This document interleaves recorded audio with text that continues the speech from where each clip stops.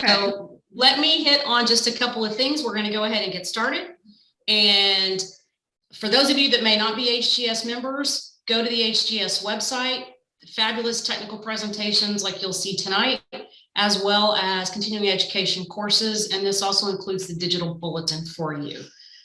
Some upcoming events that we have going on. The Happy Hour and Geology Trivia Night is this week. Virtual E&E meeting, geochemical characterization of base metals in stream water and sediments in Caddo Lake watershed. The virtual North American meeting, which actually is going to be a panel discussion on the state of government regulations and legislation in the oil and gas industry. On the 25th, we have our virtual international meeting. This will be revisiting the Cretaceous plays of basically the Trinidadian basin. So think to the east, Trinidad coming around the corner into Venezuela, and then Guyana and Suriname. And then on the 27th, our virtual general lunch is the economic effects of giant oil and gas discoveries. Our speaker is David Mahaly, who actually his paper is included in the Giant Fields of the Next Decade that was just released. So you guys can check all that out at the HGS website. Crawfish Boil's coming up on April 29th. That's always a fun event. Hopefully the weather will be great at Bear Creek Pioneers Park. So see the HGS website. Voting starts on April 10th. You can meet the candidates virtually and see their bios out at the HGS website. I'm going to click through this because all this information is out on the website. Social media sites, we're on Twitter, Facebook, LinkedIn, and Instagram. And I think we need to tag each other on all of these different sites so we can continue to increase our network. But let's get to why we're actually here. So I am very pleased for our speaker tonight, Dr. Julia Wellner at the University of Houston. And I actually did work with her husband actually at ExxonMobil. And tonight she's going to be talking about the sedimentary record of ice-ocean interactions at the Thwaites Glacier Antarctica. Why all the fuss about tipping points and doomsday glaciers? And I know she's just back from a field season. She's a sedimentologist and stratigrapher who works in high latitudes, Antarctica, Norway, Alaska, related to sediment facies, stratigraphic architecture, glacial history, and sea level change. Something I'm very interested in considering I basically live on an island behind an island on the Gulf Coast. She earned an AB from Brian Maurer College, a master's from the University of Alabama, and a PhD in geology and geophysics from Rice, where she also completed a postdoctoral fellowship. She's been on the faculty at U of H, Department of Earth and Atmospheric Sciences since 2006, where she teaches the specialties we just talked about. She's completed over 15 ocean-going cruises. Sorry, I have a very jumpy mouse tonight. Collecting geophysical data and sediment cores, including 12 in Antarctica. She was co-chief scientist on an international ocean discovery program drilling leg on the Amundsen Sea, and I'm very bad with some language. And then as a lead investigator for the Thwaites Offshore Research Project as part of the International Thwaites Glacier Collaborative. It's a very impressive resume, and we're thrilled to have her. So with that, I am going to stop sharing my screen. And then I can start. And Thank Dr. you very Wellner, much for that kind introduction, Patty. And it's nice to be here. I'm sorry we're not in person, but it's nice we can get together in this intermediary way while we're not in person. Does everybody see my screen? Yes. Okay, great. So thank you for this invitation, Patty. And as you said, I am just back from Antarctica a couple of weeks ago. And I'm going to talk to you about the work that I've been doing for about 20 years now, looking at the sedimentary record offshore of Antarctica. And so this would be sort of an overview talk where I tell you a bit about the details of our work, but also focus on the why is there so much attention on it? Why do you hear about tipping points and doomsday glaciers, and why does this work matter? Before I get into that, I'd like to quickly just tell you that I'm from the University of Houston. We are your neighborhood geology department, and we invite you to learn more about us. We are a very large, very diverse, and very active geology department Here you can see a photo of one of our spring break student field trips to Big Bend.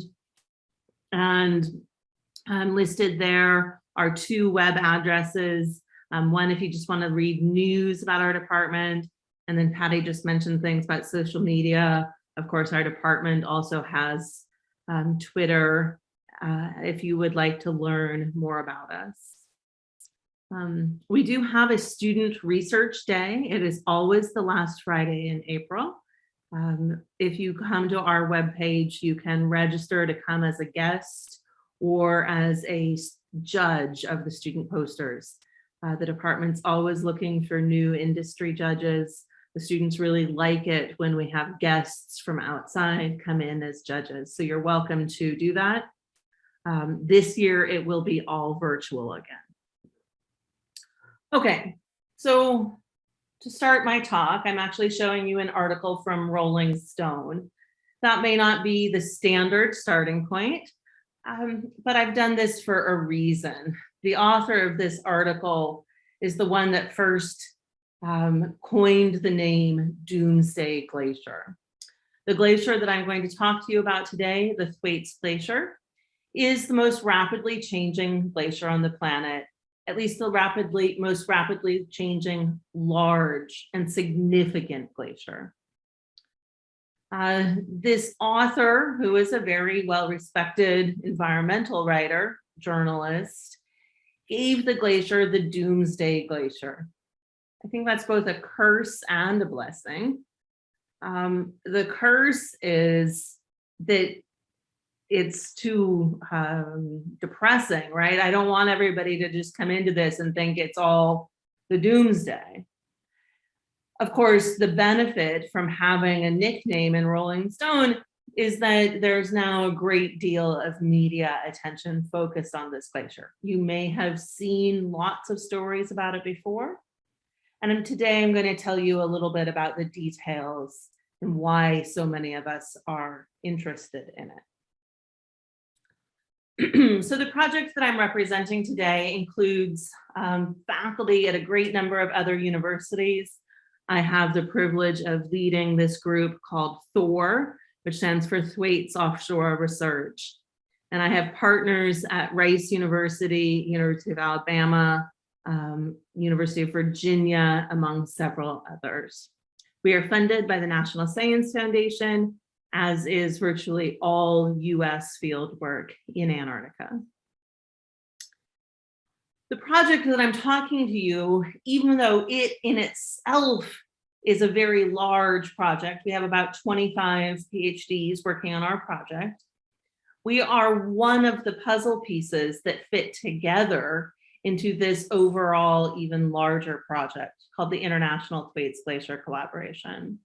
So I'm leading the project down here called THOR.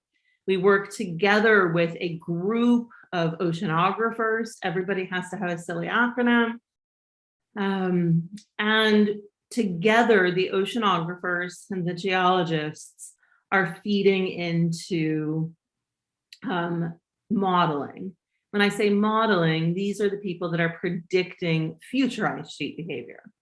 I don't do that. I'm not going to talk to you very much about the future, but rather explain how we use the past to understand what glaciers are capable of and how they can change, and then a little bit about how that feeds into modeling of the future.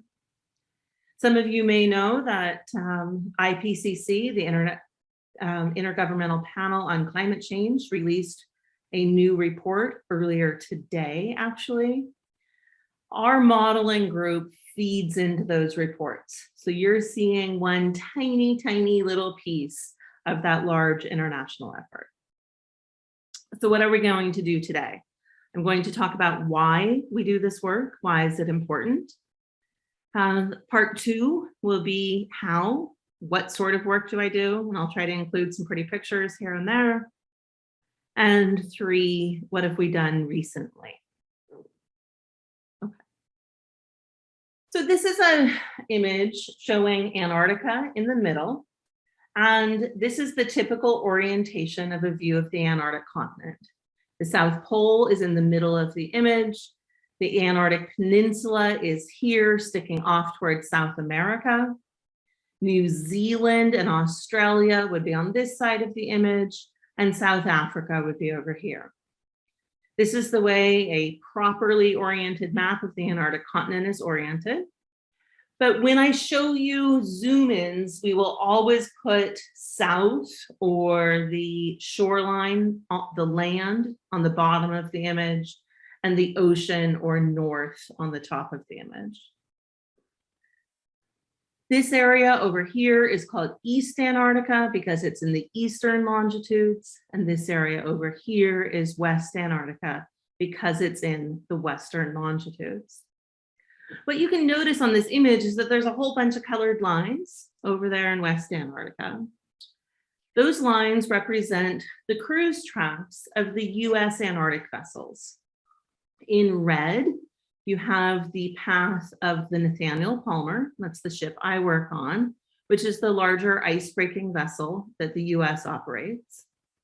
And in blue, you have the series of paths zoomed in up here of the Gould, that's the smaller sort of taxi cab of the US Antarctic program.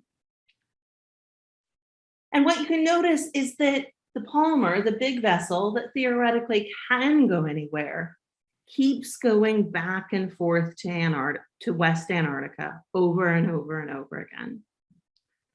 It is easier to access this site based on where the US operates.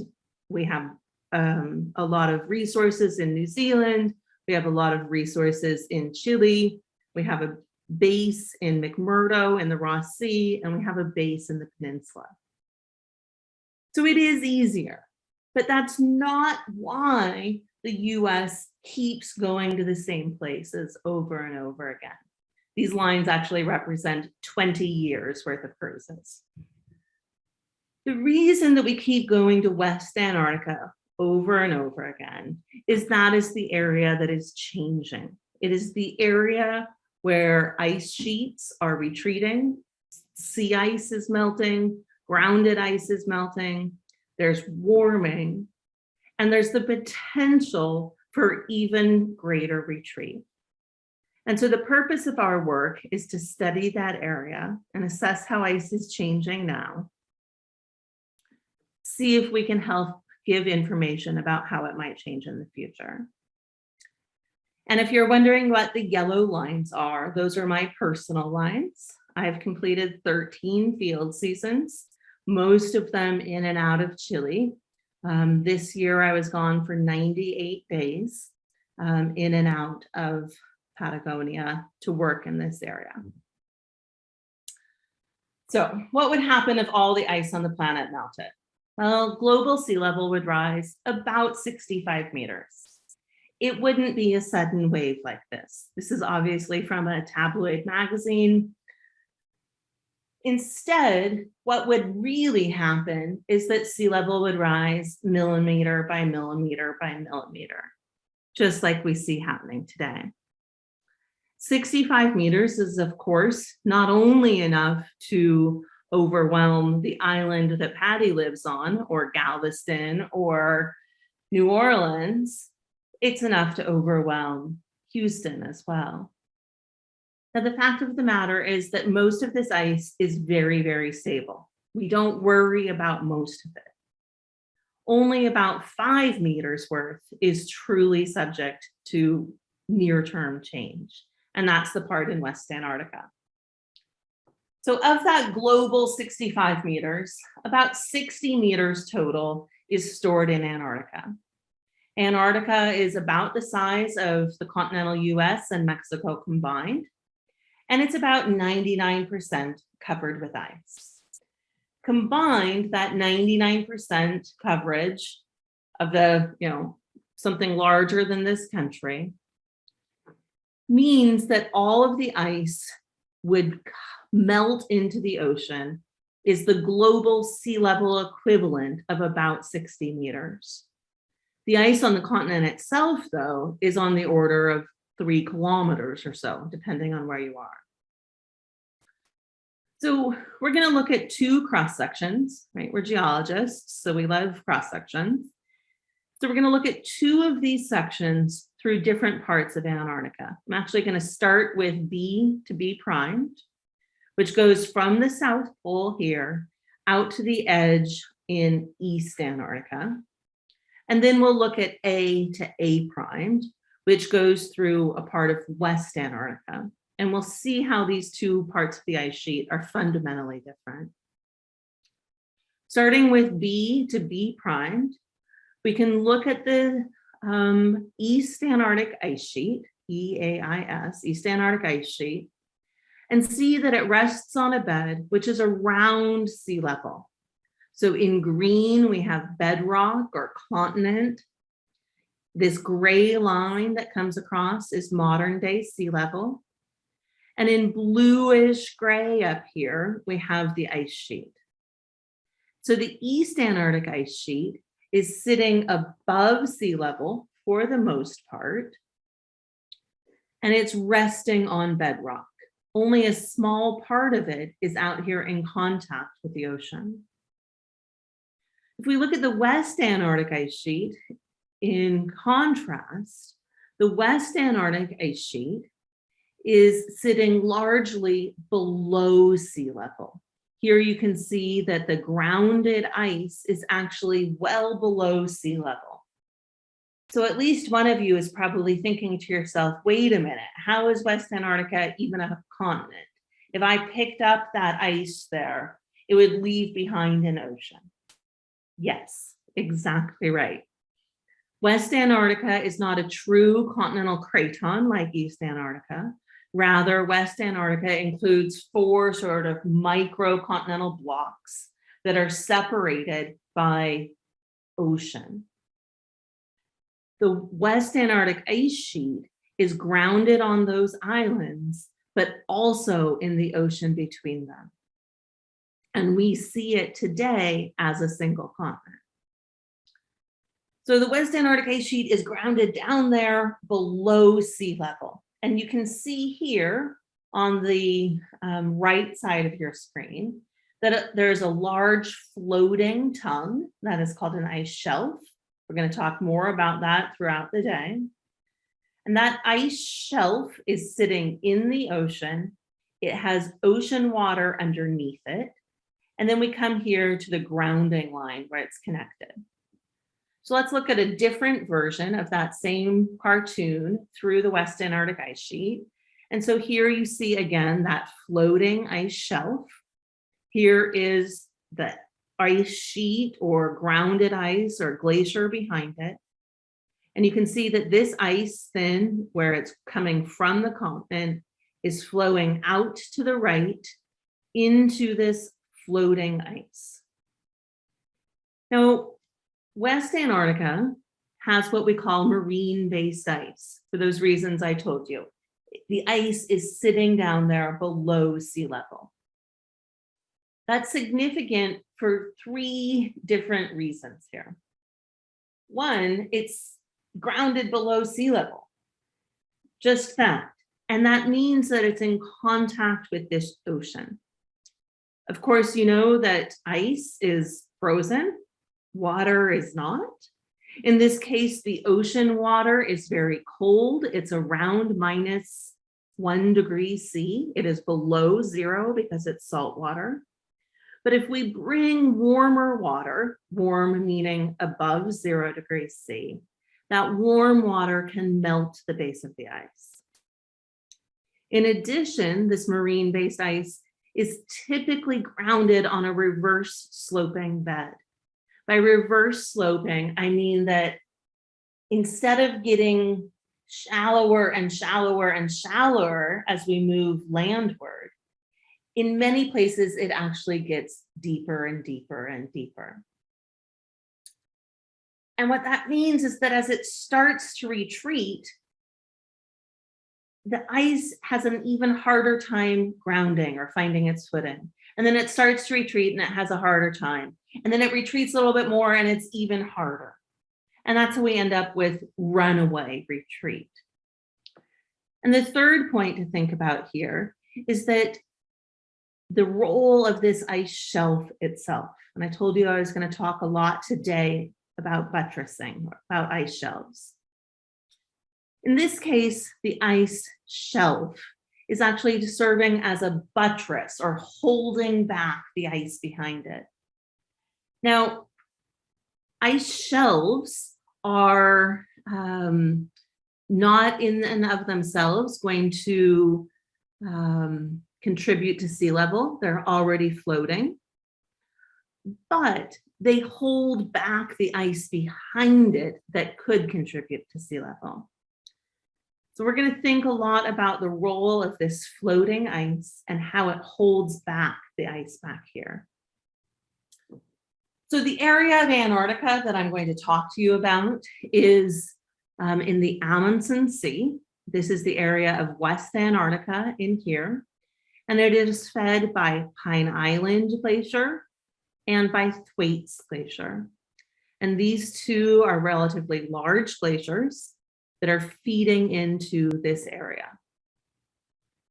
This is also an area that is changing more rapidly than almost any other part of the planet.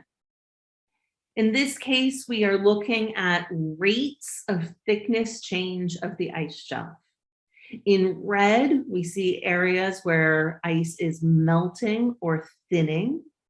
And in blue, we see places where ice is thickening or growing. And the size of the dot is proportional to the percentage of change. And so even if we don't worry about the details, we're instantly drawn over here, looking at this area where I work on the Thwaites Glacier, because we see the big red dots over here, indicating that this is the area where ice is melting and ice shelves are changing. That's important if those ice shelves, that floating ice, is buttressing the grounded ice behind it. So this is the slide where I want to say, yes, I'm a geologist, but working in the Antarctic, like some other places, some other types of geology, is highly interdisciplinary. I work not only in sedimentary dynamics and sediment transport, but also in glacier dynamics. We think about ecosystems, we think about climate, etc. One of my previous projects was called Larissa, and it worked on a different large ice shelf that broke up. This is over here in the Antarctic Peninsula. So now we've rotated the map of the peninsula so that this spine of mountains here was the peninsula that I previously showed you in a different orientation. And now it's pointing up towards South America. So whenever we have a zoom in, we will rotate and have north on the top. And this area is where the Larsen Ice Shelf was. The Larsen Ice Shelf broke up in 2002. So here is the line where it was in 95. This is January of 02, February of 02, and then March 5th of 02. I was actually on a ship right out here during that breakup. That was pre-ship internet in Antarctica. Frankly, we've still barely achieved internet for our field work. So we didn't know that this ice shelf broke up at the time. All we saw was lots and lots of icebergs and wondered why. Well, this was a big event, really the biggest event we've witnessed in the Antarctic. In fact, it's memorialized in this movie, which is now, almost as old as that breakup, but some of you will remember, is about the sort of freezing over of the planet and the shifting of the global climate cycles. But it actually starts with the hero standing on the Larson B. They don't call it Larson B, but that's where he's supposed to be.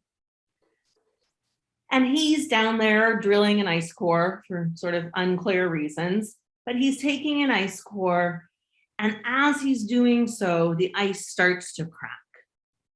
And so he lifts his ice core up and saves it and himself by jumping across the crack. And then, of course, he can go on and save everyone else at the rest of the movie.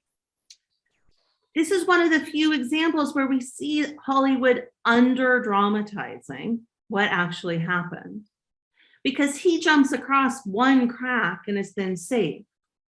But that's not how the ice broke up. Here again, we have the Larson B area. This is from January 30th of 2002. And here it is March 5th of 2002. So if he was to jump across one, where was he headed? It's important to think about how this ice broke up. It didn't melt bit by bit by bit from underneath. It wasn't gradual. It was a sudden breakup. That happened because of melting across the surface. Now again, this ice was already floating, and that means it doesn't contribute to global sea level rise. However, the ice behind it started to accelerate. And that's what we're worried about now happening in the larger glaciers like Thwaites. So how much could Antarctica contribute to global sea level? A lot. This is a plot with year on the bottom, going from the year 2000 to 2100 on the right. And on the y-axis, we have change in global mean sea level from Antarctica. This model was run in 2015. So the lines back here actually represent the model calibration against real data. And then it looks out into the future. RCP stands for Representative Concentration Pathway. So these are the three different IPCC models, sort of the careful model, the business as usual model, and the burn it all now model. What we can see is a huge range. There's actually newer predictions than this, and I'm not going to try to convince you of any one of these predictions. I'm not using this to tell you that the sea level rise that comes from Antarctica will be low by 2100 or that it will be high by 2100. Rather, what I want you to notice is the range. We have from 0, right, down here, to 1.35 meters up here. And these are by the best glacial modelers in the world. We fundamentally cannot predict exactly how much ice Antarctica will contribute to global sea level rise. It's probably at least medium, if not a lot, right? It's probably not at the very bottom or the very top. And this middle ground in here is itself quite worrying. And the top of it is really extraordinary. So what's missing from being able to constrain these models even better is more data about how Antarctica behaved in the past. And that's what we'd like to contribute. So what work do we do, including a few pictures that are pretty? Well, there's lots of different things that affect ice sheet stability. We need to understand the ocean, we need to understand the geology, etc. There's also lots of different ways to study ice sheets. There are many, many types of glaciologists that never go to Antarctica. They work with satellite data, whether that's gravity or radar. There's others that have samples sent to them. There's some that work on the ice. I am a marine geologist. I collect my own data. And so I work from a ship studying the Antarctic margin. The ship I work on is the Nathaniel B. Palmer. This is the US Scientific Icebreaker. It's much larger than the ship here. This is just a perspective thing. So these are the two vessels. They're actually operated by Edison Schwest Offshore, which you may have seen in the Gulf of Mexico. They're based in Fushan. We are sedimentologists, geologists. I do not work on ice. So far, 17 out of 18 of my graduate students have finished and gone on to the oil industry. I teach really basic sedimentology. We just happen to do it somewhere else. So we take cores in blizzards. Our cores are then shipped to US federal repositories. This older one is at Florida State. The newer one is at Oregon State. Even if I just spent 98 days collecting cores, They are too valuable, too expensive to allow me to take them back to my own lab. They are curated in federal centers. We also collect our own seismic data. Here as a student connecting an air gun. I know this is low tech compared to 3D industry data, but 2D data works. And it's not just that we don't have all the resources that might be available in the Gulf, but we actually tow through ice. You can't tow a multi-kilometer streamer and break ice at the same time. So this is really the best type of seismic we can do in ice-covered waters. We also collect multi-beam swath bathymetry, which allows us to image the sea floor. Glaciated margins have extraordinary geomorphology, and so this swath bathymetry is a really great tool to see where ice has previously flowed across the continental shelf. Because the resources we work with are so expensive, we're always collaborating. We work, here's one of my students and colleagues, my students helping collect an ice core here. This is sea ice. Usually the air is cold enough so that if we pause the vessel, the sea ice will refreeze around us. So here they are on about a meter of ice over about a kilometer of ocean. We work with biologists who study things like holothurians, and we work with oceanographers who are studying the water properties. I do also do a little bit of work on shore. Some years we're able to take helicopters on board, and I'm not studying these rocks up here, but rather we set GPS stations into the bedrock. And that is in order to measure the rebound of the bedrock. There are other types of people that of course go and put them on ice, but I only work on rock. Some years we also do that from small boats. Helicopters are very expensive, so sometimes we do that in little rafts.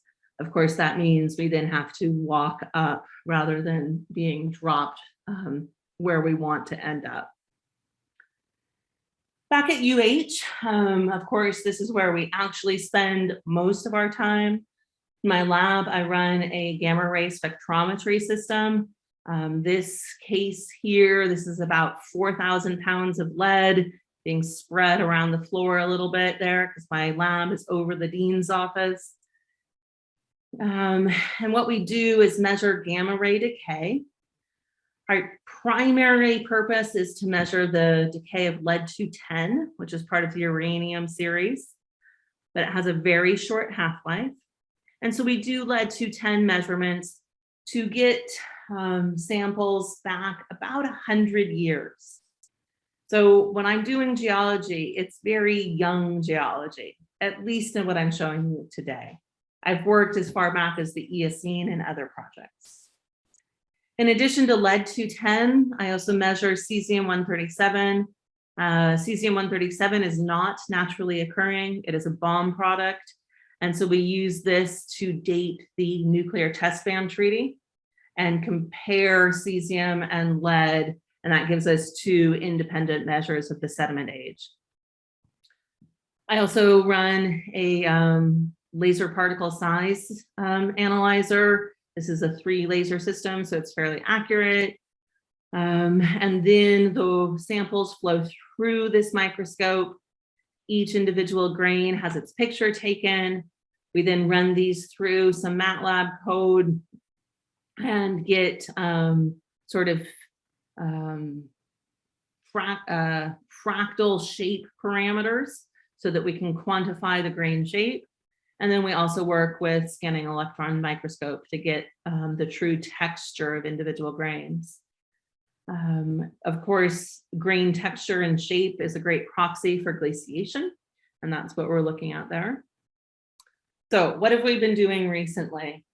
I'm going to move into the last part of the talk and to try to leave plenty of time for questions and show you some of the work that we've been doing just recently offshore Thwaites. try to show you how we understand that it's changing.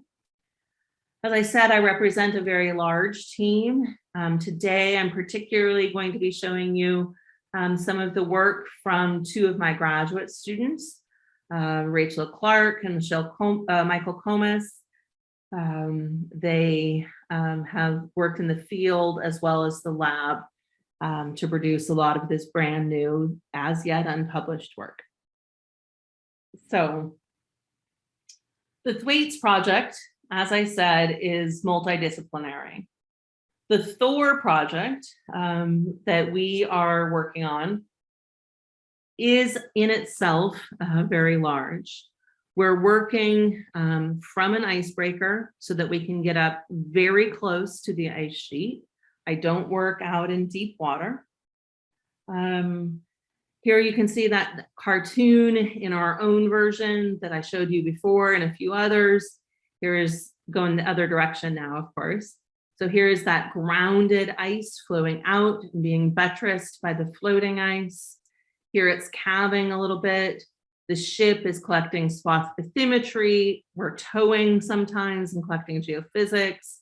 We're coring from the ship.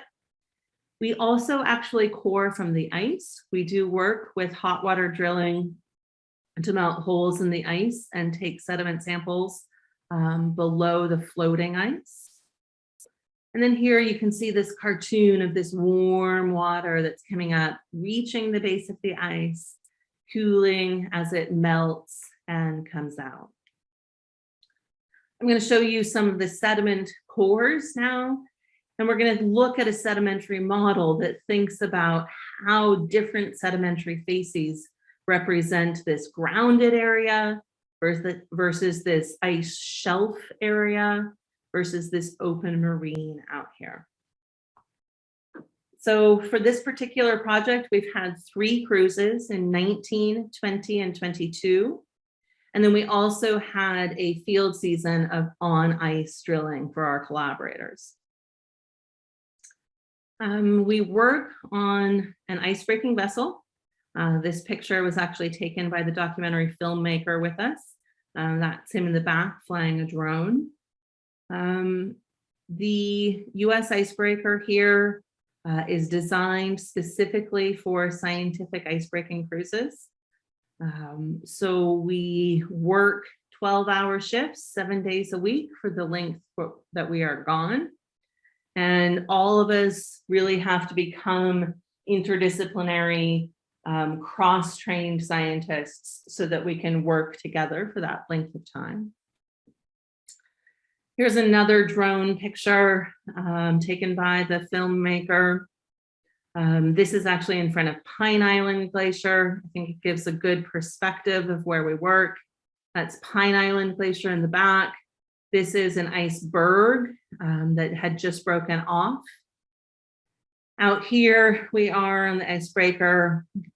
This vessel is 308 feet long.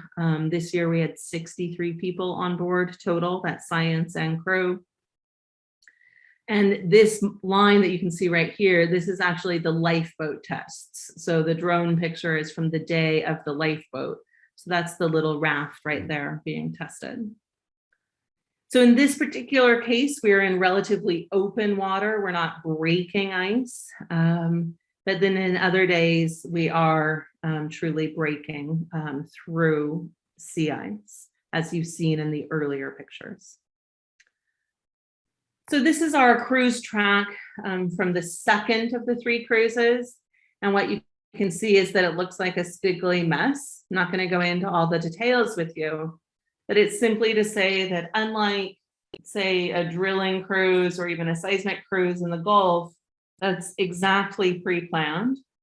Working in the Antarctic, cruises are always having to adjust and change plans because of the sea ice. And so our pink line right here, it's not that we just kept changing our minds and going back and forth over and over again, but rather that we had to respond to the conditions and go back and forth to find workable water. We take a range of types of cores. These are jumbo piston cores here.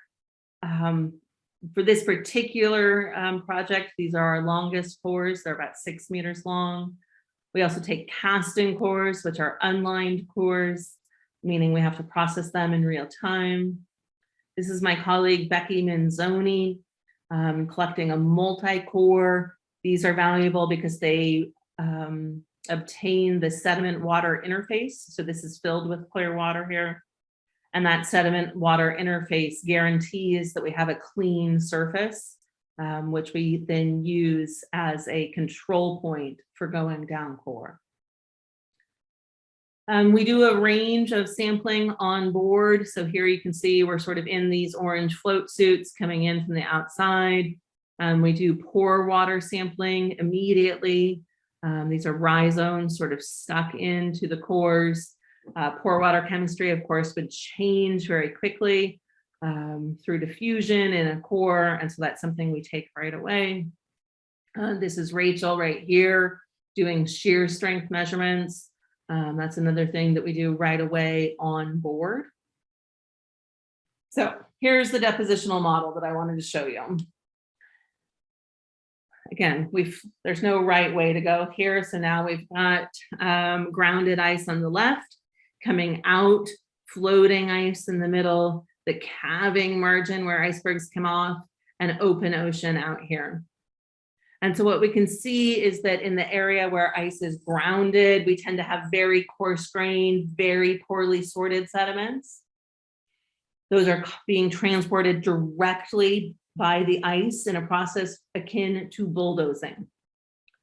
In the middle here, in the area under the ice shelf, sometimes called the null zone, we have very low sedimentation rates, sometimes laminated, a little bit of silty clay, but very low sedimentation.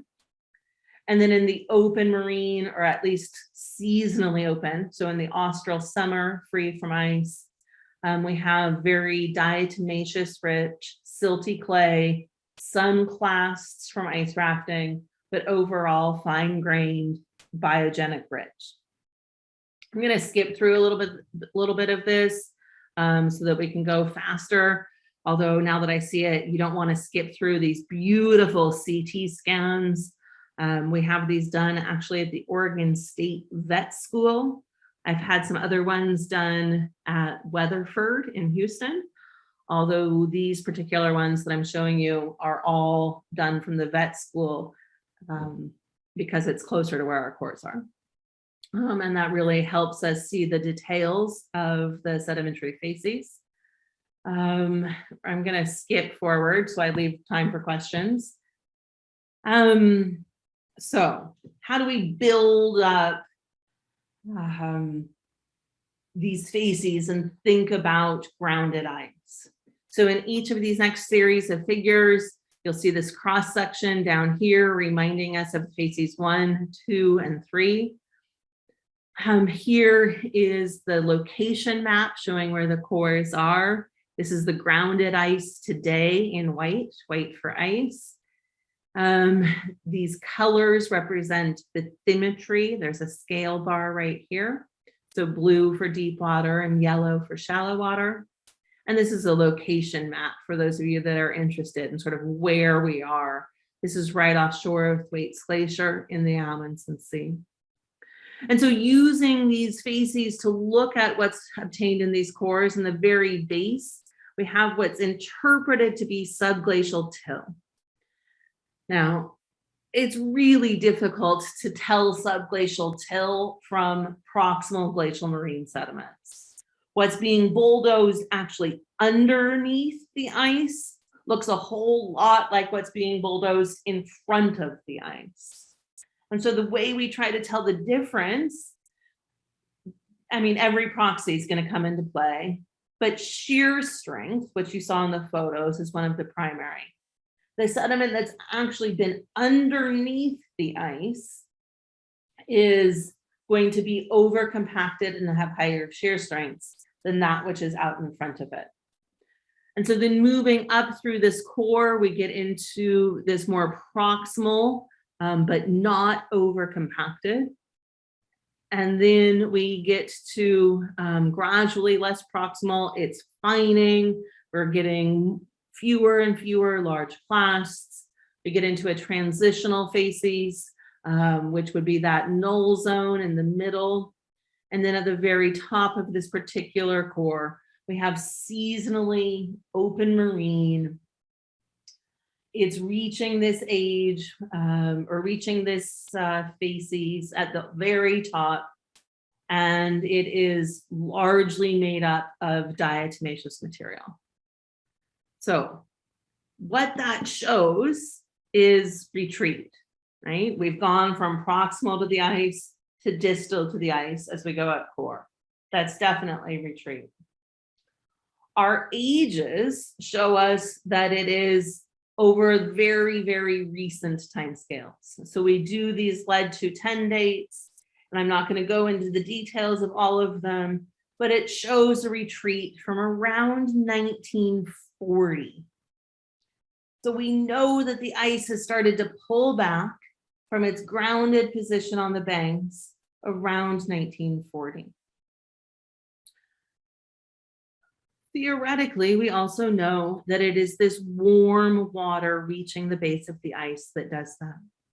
Modelers tell us that the ice cannot sit long in this warm water. We know that there is warm water reaching the base of the ice today. And so it suggests that that warm water is what started the retreat. We're now looking at biomarkers that will actually tell us paleo water temperatures. So this is a figure that we published last year in Science Advances, showing how water today is reaching this area. And what you can see here is Thwaites Glacier, the grounded part. Here's the floating ice. And then all of our geophysical mapping of the seafloor, combined with the oceanographers, because this is interdisciplinary work, shows us that we have warm water coming in here and reaching into where the ice is a bit retreated. Cold water flows out, cold meaning that it is being cooled off by this process. And then we have some warmer water here. And these warm water paths that are coming up and reaching the base of the ice are what's driving that retreat. So I started with this slide. I wanted to bring it back. Thwaites Glacier has been called the Doomsday Glacier, first by Rolling Stone and now by all sorts of journalists, not by scientists. But it is the glacier that is under threat because of that warm water on the ice that is dipping backwards. The reason I wanted to focus so much on ice shelves today in particular is that some of you might have actually seen ice shelves last week in the news. This received widespread attention a week ago that the Conger Ice Shelf collapsed. This was the first collapse since the Larsen that I started out telling you about. The Larsen was in 2002 and the Conger broke up again last week. Conger, it was again the first one in 20 years. That's interesting. However, it was in East Antarctica. This ice shelf was not holding back ice on a 4-deep shelf. The Conger Ice Shelf was an interesting bit of floating ice, but it's not the same as Thwaites. There's a reason we've called it the Doomsday Glacier at Thwaites, and that's because that little bit of floating ice that's left out there truly is sort of the cork in the bottle, holding back a lot of grounded ice. Conger is in East Antarctica. It was a surprise, but it wasn't globally significant. And with that, I'll end it and take any questions that you have. That was absolutely fascinating. Thank you. Yeah, if you can stop sharing your screen, and then it will go back to just you and I. Okay. So we have one question that's come in the Q&A, and then I have like 7 I've written down, but I'm sure others might throw in some others as well. So Bruce Blake, Blake, Bruce, I can turn on your mic if you would like to ask your question yourself, or I can ask it for you.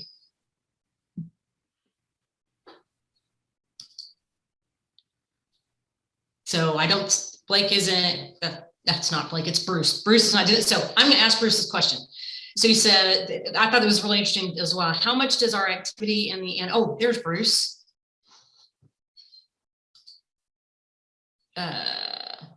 For some reason, it's not letting me unmute you. There we go. There you go. Yep. Thank you. Yeah, fascinating talk. Thank you. I was curious how much of our own activity in the Arctic, such as year-round presence at the South Pole and all the required flights to supply it, affects or contributes to what you observe there on the ice. You know what? You asked a question that more and more we ask ourselves a lot. And I think that's it's a fantastic question to bring out in the open and for us to think about.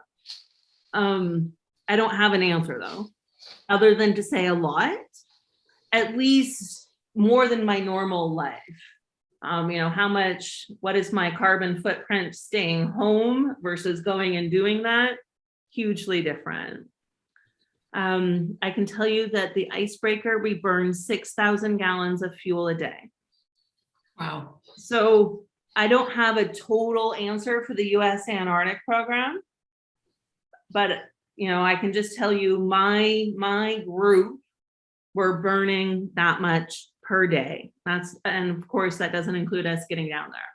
So I think it's a reasonable question to say, well, do we really need to know anymore? Do we need to know if it retreated in 1940 versus 1960? Or would we be better off just going forward with the amount we know and not making any more emissions from the work that we're doing? I think that's a reasonable question to ask. I clearly still do it, and as do, you know, all of my peers. And I think there's two reasons that we still feel the work is justified despite the carbon footprint. One is that scientific curiosity and the drive to find out what's there, and the global need to get the future models right. I think there's, you know, far more people that would benefit from knowing the future sea level than there are from that impact, because even though it's very large, it's a drop in the bucket overall.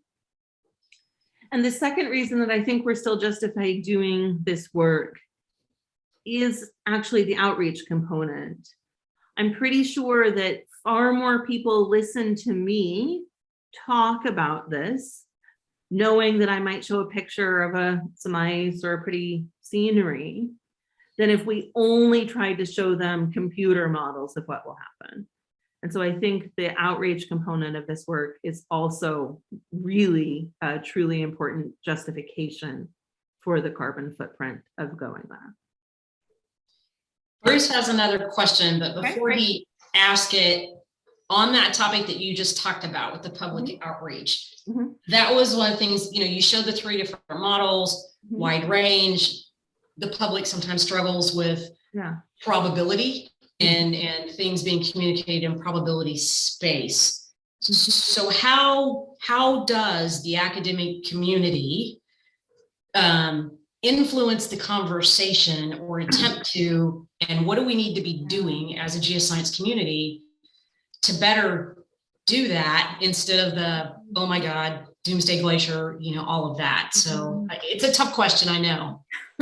Yeah, you're putting, okay. I don't have great answers, but I'll say one, I hate the name Doomsday. I'm trying to breed, you know, adapt to the fact that it's out there. But if we only give negative information, then I think, well, we can all throw our hands up and just say, oh, let it all, who cares? I can't stop it. And I don't think that's a very useful attitude. as you said, communicating unknowns and risks to the general public are very difficult. Even if I'm not talking only to climate scientists, if I'm talking to scientists, you can understand. I personally believe, this is totally a non-scientific answer, this is just me personally, that the answer is to say, yeah, I still burn 6,000 gallons of fuel a day. I drive to work and I fly and go on vacation. Just because I'm teaching what's happening and how it's happening doesn't mean I'm fundamentally, going to argue that everybody needs to stay home forever now, right? We need to admit to, yes, this is happening. And yes, even with understanding that, we still have to live our lives too. Yeah. Bruce, if you don't mind, I'm going to let Ed ask his question first. Not trying to cut you off, dude, but and then we can come back to yours because I have that same question as well. So I am going to allow Ed to talk. Ed, if you would like to ask your question, you will need to unmute your mic.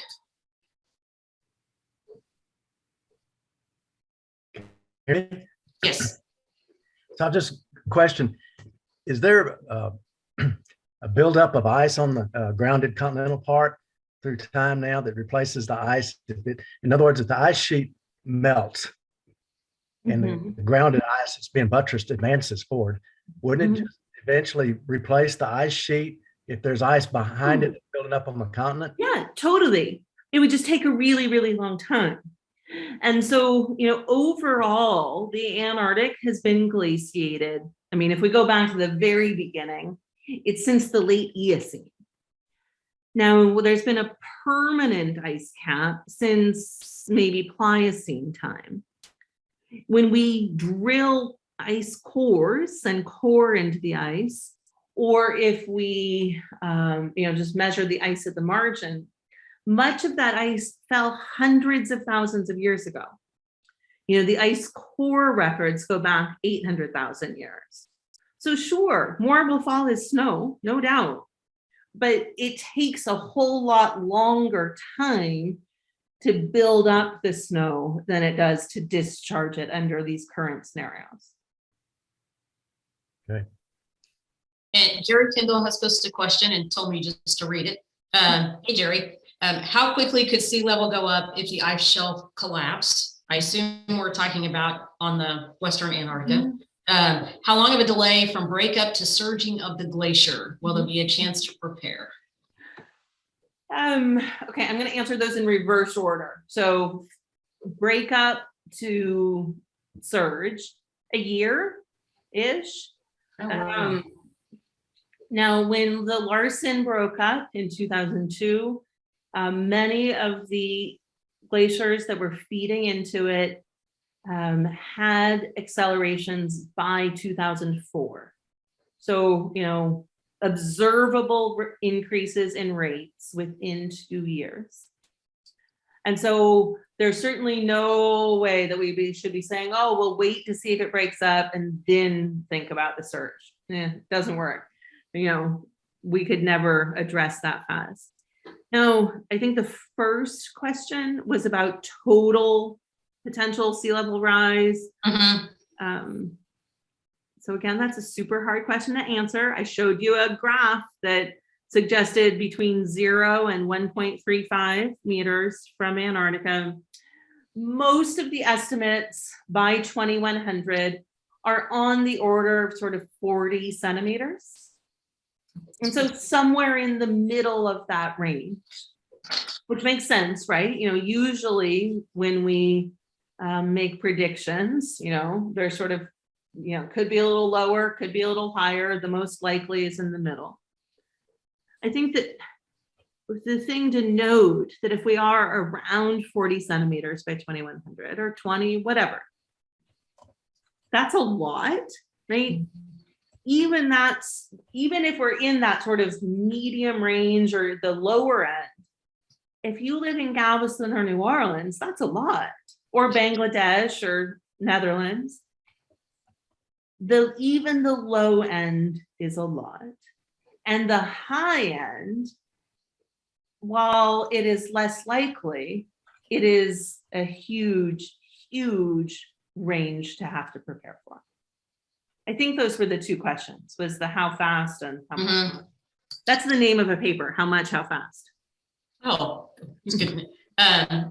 Bruce, do you want to ask your question? And then we have another one from Tom Tucker. Your second one, Bruce. Sure.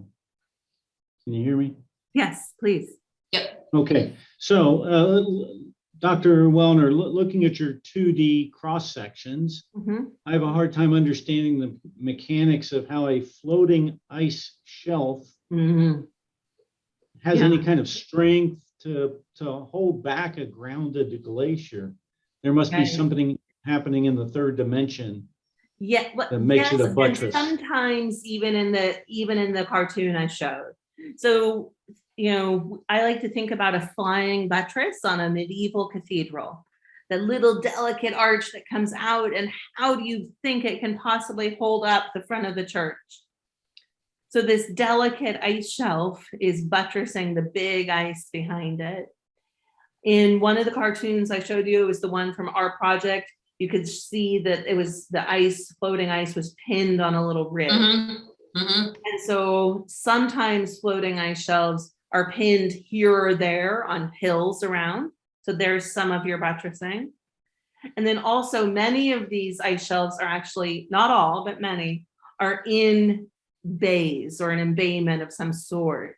And so then there's lateral drag as well. So the ice shelf, if it's just a tongue sticking out and not touching anything, it doesn't buttress. But if it's got the lateral forcing or some of those hills underneath, then it can. Or kind of a keystone in a flat dimension. Okay, thank you. Sure thing. Yeah, I was going to ask you about that too, because on your diagram, you showed in some places where you have two grounding points, right? Instead of a central grounding point, you might have multiple grounding points. And that was part of my question, which is probably a bit of a ice mechanics and rock strength mechanics question of what's the impact of that on the ability of this shelf? And does that go into the modeling in terms of forward modeling of when something might collapse or something might, or the flow? It does. I mean, in many ways, all of us in the field, right? There's other geologists that work on land, and then there's people who study the calving, there's people who study the lateral margin, there's somebody who studies the bottom. In many ways, we know more in the field than the models can really incorporate. They're trying to model more and more. So that's the fine tuning. It's the rate. Everybody really agrees on magnitude, how much ice could be discharged, and the fact that it is discharging, right? The how much, yeah, we pretty much know that. The how fast is really, really the hard part. And that's the challenge. Yeah, with the community. So that comes into Tom's question. He said, it occurs to me that we should, capital, be reaching out to the public, especially through perhaps the insurance industry, and convey that we can't stop it. And it does have a range, which would have to be conveyed. We need to address raising or moving / adjusting our age of discovery located cities. Yeah. That's as much a statement as a question. Yeah. Well, I'll respond. So he mentioned insurance, and the insurance industry knows. I mean, you know, the specialists know. One example I like to give is that our military knows. I mean, in the last 15 years, our military has been working to re-secure, that's not the right word, but to think about retreating shorelines and how that affects naval or Coast Guard bases around the country. We've also been working to increase the number of Arctic vessels that our Navy has. For over a decade, this country has been planning on some scales, and the insurance industry certainly has as well. I think the breakdown happens at sort of more local scales. I know we're a little over, but there is one more question. This just shows you how interesting the topic is. Ed has asked, is there any evidence in the core record that ice sheets have melted within the timeframes we are seeing today? So timeframes, I assume he means rate. I think that's, Okay. is that correct? Ed, oh, he's muted now, but Okay. I think that would go towards That would rate. be correct, right? No, there isn't. We have a paper in review right now about an area in the Antarctic Peninsula. The peninsula is a nice place to study, although sometimes we sort of call it a canary in the coal mine, because it's not in itself really significant. It's more of like a natural laboratory for understanding the bigger ice farther south. And that, building on the work of many people, really summarizes that we understand that ice fluctuates back and forth over time. But two things are different today in the Antarctic Peninsula. One, all of the individual little glaciers there started to retreat at the same time. As we look back into the Holocene, in Antarctica, we use Holocene for 20,000 years. So if we go back 20,000 years in the Holocene, then we see some advance, some retreat, some advance, some retreat. And now we see virtually everything starting to retreat at the same moment. And then we see now that it's actually doing so at pretty rapid rates, rates that we have not always seen in the past retreats. I'm going to amend that because I want to say one more thing, because you are a scientific audience, and that is that in the past, there are some hints that there can be really sudden sort of surges in like one area at a time, a big retreat in one area, bigger than we've yet seen. And so really what that says to us is it makes it worse in some ways to think that we're seeing broadly more synchronous retreat than ever before.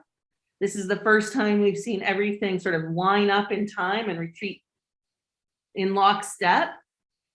But then we've also, if we look in the past, see that it can be faster. Sorry, fascinating. I know we've gone long. People are still clearly there's a lot of interest. I think I have like 4 more questions, but I'll just email you. I do want to point out, thank you, Linda Sternbach, for pointing out this HGS presentation and past presentations can be found on the HGS Geoeducation YouTube channel. So the link is in here, www.youtube.com/user/HGS Geoeducation. So you'll be able to find these. Thank you, Linda, for pointing that out and correcting it. You will struggle to find it at the HGS website. You have to go to the YouTube site. Thank you, Dr. Wellner, so much. This is absolutely fascinating. I know it's a topic that is on everyone's mind. It's very frustrating sometimes to see what's out there in the media, because it's meant to raise temperatures, no pun intended. And it would be nice to have the ability to have a more balanced scientific debate, which is why I think it's important for a community like HGS to have access to someone like you in presentations like this, so we can go forward in an informed manner in something that may not be our natural expertise, and be able to have these types of conversations and point them to people like you that actually do this for a living. I certainly think it's important for us to all keep talking all the time. Absolutely, absolutely agree. So thank you so much for being our speaker tonight. And with that, I'm going to sign off. If you have other questions, Dr. Wellner's information is at the HGS website. I'm sure she would be happy to have people contact her with follow-up questions, or to get information on her papers that are about to be released as well. So thank you all. And thank you, Dr. Wellner, and good night from Bye. HGS. Thanks, Patty, very much. Appreciate it.